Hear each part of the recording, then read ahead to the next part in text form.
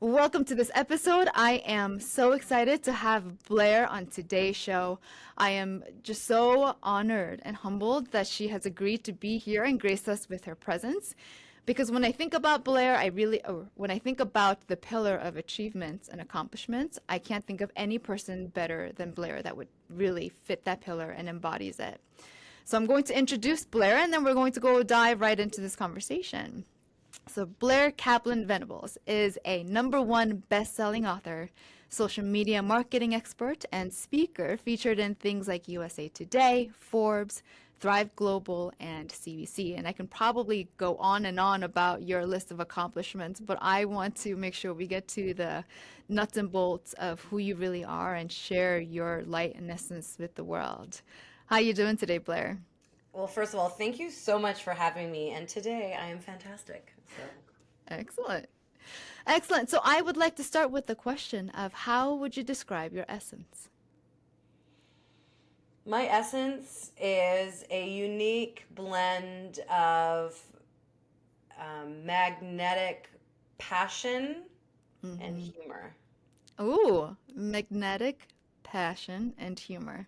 Tell me about magnetic passion. I am that person that when I am into something, if I love something, I fully believe in something, my passion for that attracts other people to also develop a passion for that. Ooh, I love that. So you are embodying like your passion for things and that in its ripples allows other people to do the same. Heck yes. Yeah, love it, love it. Okay, so it's a related question. What do you think is your gift to the world? Well, I mean, it's changed. And over the last few years, what I've really learned is that I have a superpower to turn my pain into purpose. And with that, empower others to strengthen their resilience muscle. Yeah. When I think about you, I really do see your face with your book, the Resilience book. And I know that you and I have spoken very briefly about some of your pain or trauma. Is there something about that or any specific pain or trauma that is coming up for you that you would like to share and how you turn that into resilience? Well, it all started August 8th, 1985. No, I'm just kidding. That's my birthday. I mean, I can give you a high level of my story if you want. Yeah, absolutely. All right. Well, thank you for giving me that space and just a content warning. I do talk about some really heavy topics. And so if this is triggering you or it's bringing up emotions, you need to pause and walk away from this. Please do so. If you need to speak to a mental health professional or a doctor, reach out to either of us and we'll connect you. Um, so I am the daughter of a man who lived with addiction and a child of divorce. I was very close with my father. He was a very successful diamond dealer. He was very successful. The family did well. And he developed a severe addiction to cocaine, which eventually led to injecting heroin and to crack. And when I was 7, his addiction became so bad that he sold his business and he left our family. He left my mom, left us, and it was a very volatile situation. I didn't know he was not well.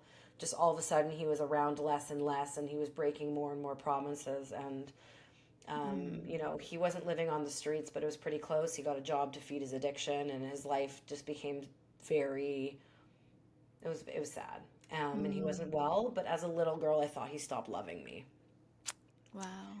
So between ages 7 and in my 20s to my early 20s, I had a lot of anger towards him and hate and developed anxiety and depression and all sorts of abandonment issues. And I was lucky. I went to school for public relations and I worked for Lululemon Athletica and I finished university and I moved across Canada, where I'm from, and eventually found myself in Vancouver.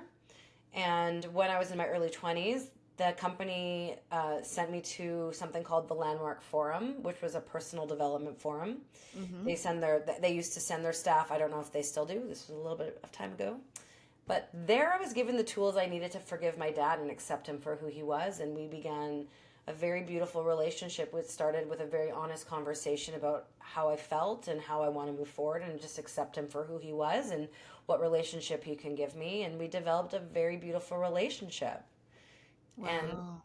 yeah, and he developed a relationship with my sister, and he was back involved in hanging out with my grandparents, his parents, and his siblings. And he began his journey towards sobriety, and he was very involved in my life. And he started to come visit me on the west coast of Canada. He lived in central Canada, and Mm-hmm. I was very lucky. I got a second chance. But at the end of 2018, we learned he was terminally ill. Mm. Yikes. 40 years of addiction. It does not bode well on health. And he Yeah. had COPD, end stage COPD, and lung cancer. And I started opening up the closet to let the skeletons out. I couldn't process what was happening. I finally had my dad back, and now he was being taken away from me. And Mm-hmm. like, it just didn't seem fair. Like, I've kind of always had a bit of a difficult deck of cards handed to me. And I started sharing my story, our story of his addiction, my forgiveness, and our resilience to anyone who would listen. And what it was doing was creating a space where people then felt comfortable to share their story with me, Mm-hmm. or they felt inspired to fix a relationship with someone in their life that they loved that was going to die, or seek therapy, or choose sobriety. And so I said to my dad, like, our story's changing people's lives. Like, what if we gathered stories of resilience from around the world and we write a book and we bookend it with your story and my story, so when you're no longer here, our story can still help people. And so we Wow. started the Global Resilience Project as a book. But so that was like my first like really deep dive into I guess intentional resilience. I Mm-hmm. started learning lots about it because from launching the project in early 2019 until June 2022 when the book finally came out, I Mm-hmm. had to navigate a whole bunch of challenges, and I'm going to list some off. And it sounds like a laundry list because it literally is a list, but know that it was very traumatic and very challenging, and there was a lot of other things that happened that I'm not going to list. But my grandfather, who was like my dad, he died, which was sad. Like, he was in his 90s, but on the way home from his funeral, on the highway, my husband and I got in a car accident, and Wow. I got a concussion. A couple months later, my husband had a heart attack and quadruple bypass surgery. So he had open heart surgery Oh my in his God. early 40s. This whole time we struggled with fertility. We were told we probably couldn't get pregnant naturally. We needed intervention, and all I ever wanted was to have kids. Mm-hmm. Um, the pandemic happened. About a year after the heart attack, well, he's recovered from the heart attack. We actually found out we were pregnant, and we got pregnant naturally, like Mm-hmm. without trying, which was amazing. I was like, oh, my body, yay, thank you. But 3 weeks later, we had not 3 weeks later, sorry, we had a miscarriage. And the day of the miscarriage, we learned my father-in-law had cancer, and 3 weeks later, he died. So I had a miscarriage. 3 weeks later, my father-in-law, the dad I never had, like we were very close, died. Yeah. 3 months later, my mother suddenly died after a 3-week battle from cancer. Oh And my then my God. dad, who should have not outlived any of these people, he died within the same year as my mom, 360 days apart. And like, I Mm. wanted to give up, and I could have given up, but I didn't. And I kept putting one foot in front of the other, and I kept going, and I built this resilience toolbox. I learned how to strengthen my resilience muscle, and by June 2022, we were able to get the book out. Unfortunately, not in, when my dad was still with us, but it became an international bestseller. But something Yeah. even bigger than that happened was that what started off as a book to honor the legacy of my dad's story and my story was that I started a global movement where we also have a podcast and like merchandise that have like dark humor, like slogans. And Mm-hmm. we became a social enterprise. We just helped to open a children's center for at-risk youth. We're working on our second book. Wow. We are here to help the world rewire their brains to be more resilient, and to strengthen the resilience muscle. And did I think I'd be a 38-year-old sober, childless, parentless bird watcher? No, but here I am. Oh my God, Blair, that is such an amazing story. And I mean, I guess you really do embody resilience, right? And And it like, we all really, have it. We all have it. Like, some people don't need to really like use their resilience muscle till later in life, but I've just Mhm. kind of had to always push through and bounce forward. Resilience is bouncing forward from a challenging experience. I've always just had to bounce forward, and sometimes it's a big, long, slow bounce, but Mm. here I am to tell the story.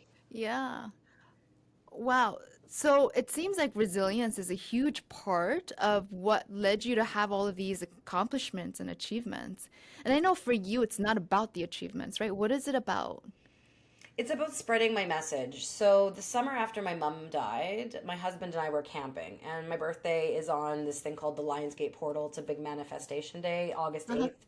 Yep. And I remember sitting there, I'm like, okay, like I like the book, the goal was just to publish the book. And I had this moment of like, what do I want to do? And as soon as I learned my mom was going to die, I was like, I don't want kids anymore. The idea of being a mom died with her. I'm like, well, now what do I do with my life? Like, Mm-hmm. like I don't know what to do. And I had this moment when I was doing this manifestation where I was like, I want to empower people. Like I survived all of these things and I want to empower people to strengthen their resilience muscle. So by the time I'm 40, I want to empower 8 million people. That was it. Wow. And then, so all of my business decisions, like, do I do this? Do I say yes to this opportunity? Do I spend money on this? It's all about, does it get me closer to my goal? Mm-hmm. Now, what happened was a few months after that, I ended up being on a local Vancouver TV show with a 14 million reach. So I was like, okay, well, I better make my goal a bit higher. So, so I set my goal to 88 million. Wow. Yeah. How'd that turn out? Well, I'm still not 40, but I'm pretty sure I'm going to hit it this year. Like I'm going to hit it 2 years early and listen, I love to be early. I think being early is on time and Mhm. being on time is late. So in true Kaplan, I put the plan in Kaplan. Like so I mean, I'm almost there. So like literally like that's my power, my passion is like how do I help people? Now, I have a Mm. PR and marketing company. Like I do social media marketing and publicity. I'm an expert in that. That's where my revenue comes from. And so now like I'm trying to figure out ways to sustain the project on its own. So now I'm actually building out different revenue models and a business model because I see the power in creating this safe space. Like I was out for breakfast yesterday with a local person in the business community, and I was sharing my story, and she shared something to me. And she's like, "Wow, Blair, I never tell people that. Like, thank you for creating that space." And it's those moments where Mm. I know this is the work I'm meant to be doing, Yeah. and so I'm making this pivot where how being able to sustain it and grow it in a way where I can impact and empower as many people as possible. Mm-hmm. Absolutely. Wow. That is so inspiring, Blair. So inspiring. Thank I you. mean, you really have this like you've got the masculine energy down packed. Like you make goals, you set goals, you make them, you accomplish them. I mean, you overachieve, right? And then you keep going. But then you have this part of you that like taps into the feminine where you are so in tune with like what makes your heart beat, like in tune with the things that really matter, and there's this aspect of you that is so nurturing in a very like solid, firm way. Thank you. The feminine energy's been hard because in survival, I've been in the masculine. Yeah. And I've been really consciously working hard at the balance. I'm on a healing journey. 4.5 years sober. I've really changed the way I live my life, being very Hmm. intentional about how I do things. Like, I'm healing also from like compound grief, Yeah. and like Yeah. I think one of the things is like I'm doing a lot more to take care of myself, like be more in tune with myself. So it's not just get up and go Hmm. and make moves. It's ease into my day, move my body, meditate, pull an oracle card and journaling and really like having that balance where it's not just about get up and go and like make the most of every minute, Yeah. but it's more like Yeah. yeah, but I know that masculine energy is like what is propelling me forward. Hmm. Yeah. Wow. You would never think that someone with so many accomplishments wake up and take their time and pull an oracle card and, do these things to take care of themselves first. Like we don't hear about that enough. And we think about like accomplishments or someone who's really successful to be like, go, go, go. Every minute of the day is planned out. So to hear you say that and share that is such a big like relief. I just think like I mean, business ebbs and flows, and like I think there's a lot of layers to this. Like redefining what does success mean? Is it like the number in your bank account, or is it your mental health, or is it, Mm. the type of work you're doing, or how you're showing up in the world? But what I really learned is like no one's gonna care about like the money in your bank account. Like you're not gonna die with your money, and you only have so many minutes, so many hours on this earth. And I had three parents Mhm. die in their 60s. And until my mom died, I was so ungrounded and so unrooted. I started doing some work with plant medicine and some Mhm. guides. And through that, really just learning about how much trauma I have from my life and like Mm. acknowledging that I've been numbing it. And like as I am aware of triggers and things that happen, I'm able to heal it. And I don't move through my life with this high level of heightened anxiety anymore. And like the depression comes and Mhm. goes, and I'm working on managing that. But the anxiety was causing me to wake up and just start doing things and make the money. And I was like trying to Mm. prove myself. And I think it's because I was an entrepreneur and like, it's like the society tells us go to work, get a job, go to work, do the 9 to 5, become a mom, have kids. Like there's all these like, things. And my Yeah. parents, so I felt like I was always proving myself. So I got in this habit of like getting up and doing that. But then when my mom died and I started to do the healing work, the shadow work, the really, really spiritual awakening, I was Mhm. just like, no, like I want to start my day off peacefully. Like how you start and end your day matter. And even like recently, I've started plugging my phone in the office and going to bed without technology and waking Yeah. up without technology. And like it has done Mhm. wonders for the way I show up for my clients, myself, my marriage. Yeah. Yeah. I started doing that this year too, where the phone does not come into the room with me at the end of the day. No. Right? And It's if in I a do different want to room. scroll, if I Mhm. do want to scroll, I have to have like if I want to lie down and scroll, I'll go on the couch. Yeah. Yeah. Yeah. As long as you're not like me and you fall asleep on the couch and you get Oh up at no. 3 in the morning. No, no, I have a very dreamy bed. It's like my favorite part Yeah. of the day is bed. Like I love getting I into love bed that. and Uh-huh. reading and like being all Yeah. cozy, you know? Yeah. It's the best thing, especially when you have dogs and you get to Yes. snuggle with them, right? It's such a peaceful time. It is, and it's Um, beautiful. And I have a one of my like secrets to strengthening resilience muscles, which is not a secret, but I have a mhm. really beautiful gratitude practice. So, like my gratitude alarm goes off every day at 9 p.m. and my practice is Mhm. to list three things I'm grateful for from the past 24 hours. And Mhm. sometimes me and my husband share with each other. Sometimes I text it to someone or I share it on social media or I journal about it. But it, like for me, it's kind of that's the wind down time. Like I like to be Love it. asleep by 10 because I'm up between 5 and 6. Love it. Oh my God, you are this like holistic goddess of success. But how do you define success, Blair? Today, Yeah. I think it's about waking up and feeling complete, feeling whole. Wow. Yeah. Wow. Waking up and feeling whole and complete. Yeah, like, waking up and like I think it's a big mix of things. Like that's the tip of the iceberg, but it's about Mhm. loving the like really standing behind all the work that you do and the clients that you are with and everything that's in your calendar you're excited about and you're passionate about and that like yeah, like some days like today I have a lot of interviews. I just spoke at I just led a workshop on AI and social media and I'm leading another one right after this and I have a bunch of Mhm. meetings this afternoon. I have a bunch of production to do for a client. It's a full on day, but I love it all and like I can stand at my desk, I can sit at my desk, I can go to the couch with my laptop, I can go to a coffee shop. Like I have this control and like I love all the work that I'm doing. So for me, Mhm. that's success. Like being able to like, yeah, my day is full, but I'm in flow. Yeah. Love it. Full but in flow. Full but in flow. Yep. Yeah.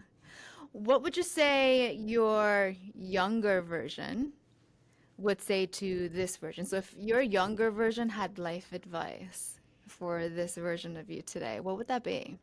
Life advice or business advice? Life advice. Oh, that's a great. Well, I mean, I would have forgiven my dad a lot sooner. I would have done the healing work a lot sooner. Mm-hmm. Like, I finished university and packed my car and left. I didn't even stay for convocation. My home life was toxic. I didn't start doing the healing work I needed to do till I started doing therapy and whatnot. And like, but like the deep healing didn't start till my mom died. But once your Mm-hmm. parents die, they're not coming back. And like, I've missed out so many moments. Like, I wish I still lived in the same city as my mom. Like, I just couldn't wait to get out there. I wish I lived in the same city as my dad. I wish they were alive. Like, I'm not going to get that time back. And I think it's, you know, hurt people, Yeah.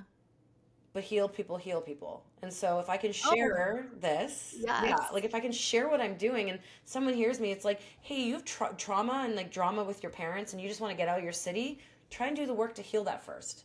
Mm-hmm. Because Mm-hmm. like you're never going to get that time Wow. back.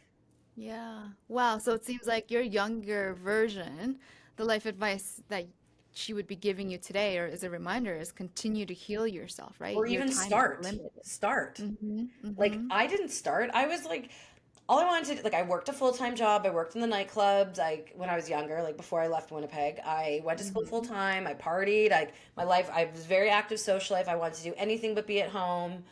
You Yeah. know, I didn't do any healing work, and like until I really like stopped drinking, I didn't start to heal. And like I wasn't like I'm on my own journey, and I'm not saying you can't heal with and drink at the same time. Like that's not what I'm saying because I don't know, but this is my journey. But Mm-hmm. like I realized that I had so much pain from abandonment and like just like where my life was that like I felt better when I would have a couple drinks with friends and go out. I would just feel better. But it wasn't, it Mm-hmm. was superficial. And Mm-hmm. I was in this cycle, like even when I was younger in Winnipeg, where like I didn't like I just wanted to do my own thing and do my own, but it wasn't about it wasn't like, oh, looking at my mom being like, oh, you must be in pain. Like, how can we heal you? It was more like, you're crazy. I got to get the heck out of here. And now that I'm aware that like we are all the walking wounded, and some of us are healing those wounds and some of us are numbing them. And Yeah. those people who are numbing them, like they need our empathy and compassion. And I'm not saying show up and be like, here, you need to heal. You're damaged and you've, hurt everyone or you hurt Mm-hmm. me. But I look at people who now who have like those trigger those things that are similar to what happened to me as a kid, and I don't look at them with that with anger or frustration. It's more like I have this level of empathy and compassion. Like wow, like that must be really uncomfortable to live inside your head. You can't sit Yeah. down and relax. Your anxiety is so bad that you need to clean everything and rearrange things, and you can't just sit down and like look out the Mm-hmm. window and like. And I come at life in a different way. But when I was younger, when my parents were still alive, that's not how I saw things. Mm-hmm. Yeah. As you're speaking, Blair, something like a light bulb went off. It seems like the past version of you, maybe the idea of being successful or accomplishments and all of the things that we think we want on that paper might have gotten in the way of you actually being able to be happy. And it's almost like something switched, and then now all of a sudden, because you've done the healing work and you are happy, the success is just coming so naturally. Yeah, I mean, like I think it's also different, right? Like the a lot of the success you're seeing is from the pain to purpose model. It's Uh-huh. from the project. The social media work, like bringing on clients and all that, yeah, also very successful. But like I was just like listen, like you can't. I don't make the rules. I just break the rules. Like having a job is hard for me. Being told to Mm. sit in a desk for 8 hours a day is hard for me, and like it always has Yeah. been. And like I knew that when I started my business, I need to be able to. Like I was doing remote work since before it was a thing. I was like, I need to be able to take off and travel whenever I want and run my business from my laptop, and like Mm. that's why I built it. It wasn't like there was no other reason. And for me, I was just like, oh, how many dollars do I need to pay my bills? Okay, that's what I'll aim for. I wasn't aiming higher than that. It wasn't Mm. until around the time of the Global Resilience Project that I realized the impact I can make with the project, but also in my business. So for Yeah. me, it was more like I just don't want to be told what to do, and I wanted freedom. Wow. That is insane that you can say that so naturally and with so much confidence. Because some of us really struggle with living life to our own expectations versus living life to other people's expectations. Is that something that comes naturally to you? I've just like unfortunately and fortunately always done what I wanted. Like I wanted a tattoo when I was in grade 10, when I was 15 and begged my mom and she said no. She's like, "Your dad would never take you." And I was like, "Yeah, he would." Uh-huh. She's like, "No, go ask him." Like knowing that he wouldn't, and I asked him. He's like, "Yeah, I'll take you Friday." Like and he's like, "You would have went whether I was there or not." I'm like, "Yeah, like if there's something I Yeah. want to do, I'll do it." Now I have a bit more of less intuition and impulse and more like I can still have that I want to do it right away, but I'll think about it and make sure it's the right Mm. thing to do. But Mm-hmm. for me, it wasn't like, oh, I didn't wake up one day and be like, I want to have a business. It was more like, I wanted to do PR and Lululemon wasn't promoting me, so I started my own company. And my rent was So funny. 1,300 a month, so I needed to make at least 1,300 a month to make sure I didn't Right. get kicked out, right? Like Right.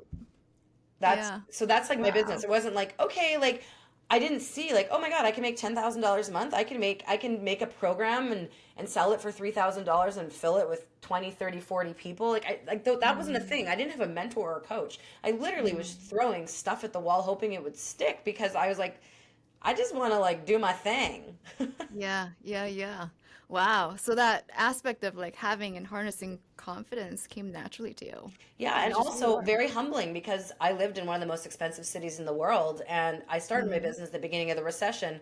And yeah, I've had jobs while building my business and there's nothing wrong with that. Like I bartended at the Vancouver Aquarium. I briefly worked at a marketing company, the Vancouver 2010 Olympics. I worked in catering. Yeah. I served Joe Biden and his wife sandwiches. Like I was with the VIP. Like sometimes you do what you got to do. Like and even Yeah. at this stage in my career, like sometimes a client comes to me and they might say like, hey, like it's easier for you to be in-house, and if it makes sense Mm-hmm. maybe I say yes, but I Mm-hmm. think it's about knowing what your goals are and what you want your outcomes to be in anything that you do and not compromising what makes you happy. Love it. Love it. So you sound like a superstar, a superhero. Like Oh, you were just like go, go, go, and you know what you want, you know what drives you, right? And I guess a lot of that comes from the resilience of having gone through a lot of the pain and the trauma that you did.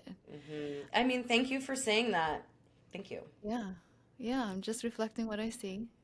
But Blair, is there anything you are afraid of? You know, it's funny. I mean, I don't like feet, but I'm not scared of them. Feet are gross. um you Was know, not expecting that. no. So, you know, it's funny. So, Shane and I went to Hawaii last fall, Mm-hmm. and it was the first time we went away since our honeymoon, since before his heart attack and like the death adventure we went on with everyone dying. So, it was our first Mm-hmm. proper vacation. And I remember going on this hike, and it was like super slippery, and like there was a hard path and a really hard path down. Mm-hmm. And it was like climbing on roots going down, super slippery, very muddy.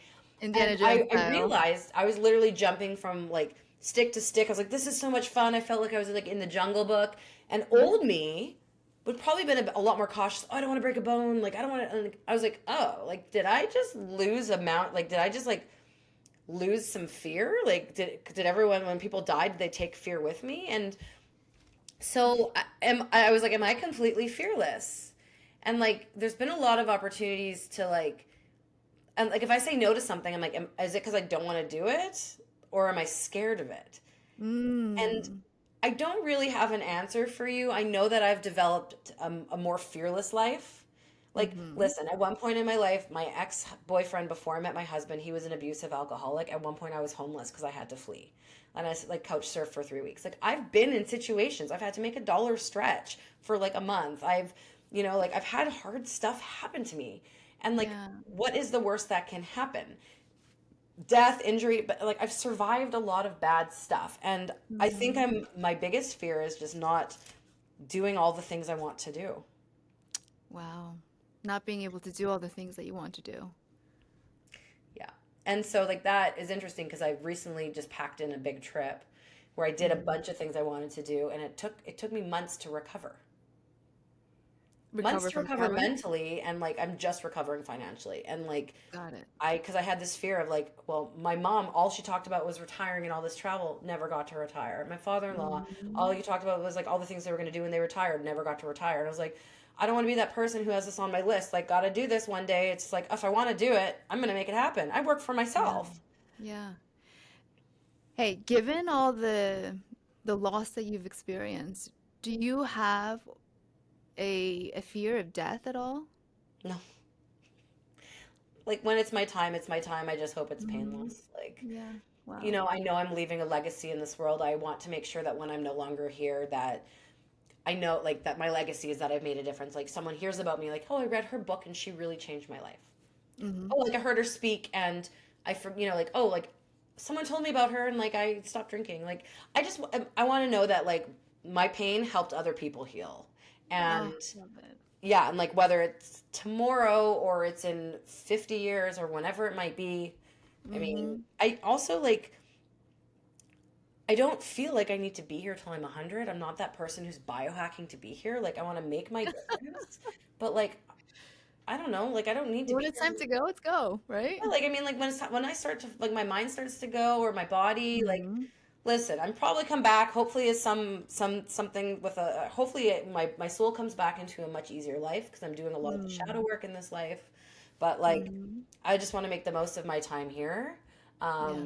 and that's kind of it. Like you're saying yes to cool shit. and Yeah. making it happen and surrounding myself with people who believe in me and my mission and just trying Hmm. to make the most of my life because we're not having kids. Like, I'm not just going to sit at home and like knit hats for cats or whatever people do when they retire. Like, I have this, like, obviously, like, there's a part of me that's sad. Like, I'm not having kids, and like, there's always going to be that part of me, but like, I don't want kids. The decision is final. Like, and Hmm. I'm like the cool aunt. Like, I love hanging out. I blow in with my leopard print and my sparkles, and we have fun, and I'm fine with that. But like, what do people without kids do with their time? And I'm just choosing to like travel the world and help people get through their hard stuff.